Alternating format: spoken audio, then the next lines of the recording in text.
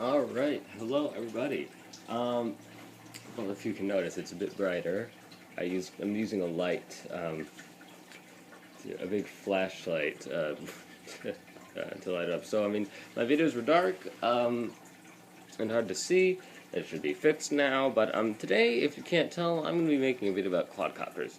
Just an intro to what they are, and the parts of them, and all the stuff you need to know. Because, well, firstly, not all these are mine. This is my brother's. I'm just using it. I mean, not really using it at all. I'm just using it to show you because it's a bigger quadcopter and it has a camera. The front two are mine. The red one's not working right now. It's this back motor's busted. My brother shot it with a rubber band while it was flying, and the motor just broke. So I'm gonna have to fix that. I need to order some replacement one on eBay, but yeah. So these are quadcopters. You probably will recognize them. A lot of people call them drones. Yeah, drones or quadcopters is pretty much what people call them. They're like helicopters, but they have four rotors. And the difference between them, one, they're more expensive than helicopters. The controls are different. And they are much more maneuverable and agile than most helicopters, just because of the fact that they have four times the rotor. I mean, not always. No, they have twice the rotor blades because helicopters have a tail blade. But so the thing is, yeah, with quadcopters, usually the front ones, either if you can't tell by the casing, because I mean, look, it's like a little windshield, or these like light up like eyes when you turn it on. If you can't tell, usually the front rotors are white and the ones in the back are black. Or, I mean, usually the ones in the back are black and the ones in the front are a different color. Now, if you notice with the rotors, you should probably know, it's sort of hard to see with the camera, but these ones are tilted differently than this one. It's the opposite, actually, and that's needed. If you are replacing the rotor blades, and you put them on backwards, your quadcopter will not fly, or it will fly, and then it will crash. So you need to know which way your rotors are facing. Quadcopters, you can fix them up. You can even make them from scratch, actually.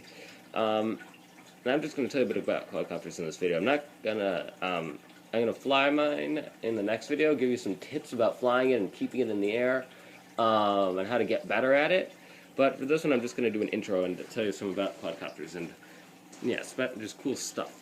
So, first there are the attachments. So these are called rotor guards, blade guards. I call them blade guards.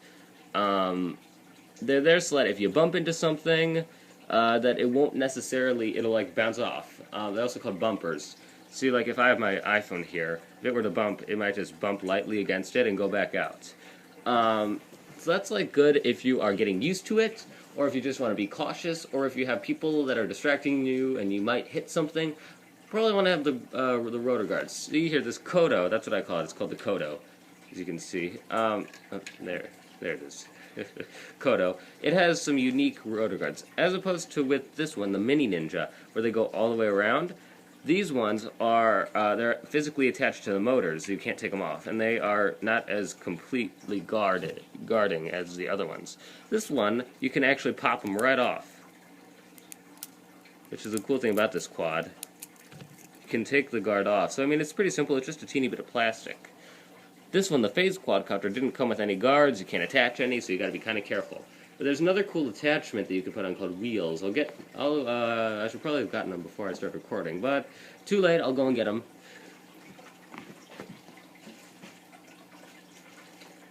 So yeah, most quadcopters, they either come with a replacement, usually come with a little replacement canopy thingy there, and replacement rotor blades, like one extra rotor blade for each rotor. So I'm assembling the wheels right now.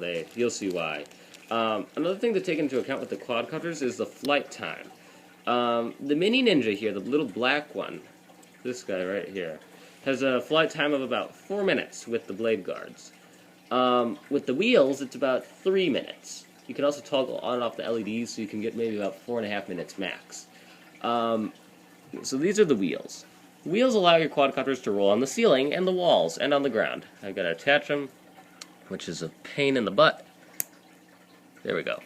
So it's on there. It bounces, it rolls, it's fun. They are quite heavy for the quadcopter. I mean, for me, they're not heavy at all, but I mean, they have to make them lightweight so the quad can roll. I mean, so that it can still fly and it can keep up its energy somewhat. So, yeah, this is, the wheels aren't as common. The Mini Ninja is actually the smallest quad in the world that has the wheels attached to it. You can attach them, but you can also always just pop them off and pop on the blade guard. The wheels are really good for beginners because you can hit everything you want and your quad will pretty much always land upright. Because, look, if I have it upside down, give it a sec to right itself up, and bam, you can fly again. Oh, it lands on its side. Oh, it's up again. And if it somehow manages to stay like this, just give the rotors a bit of thrust, and it will right itself yet again. So quadcopters are pretty fun to mess around with. They can be cheap. Like this one, the Phase, I believe was about $20, $20 to $30.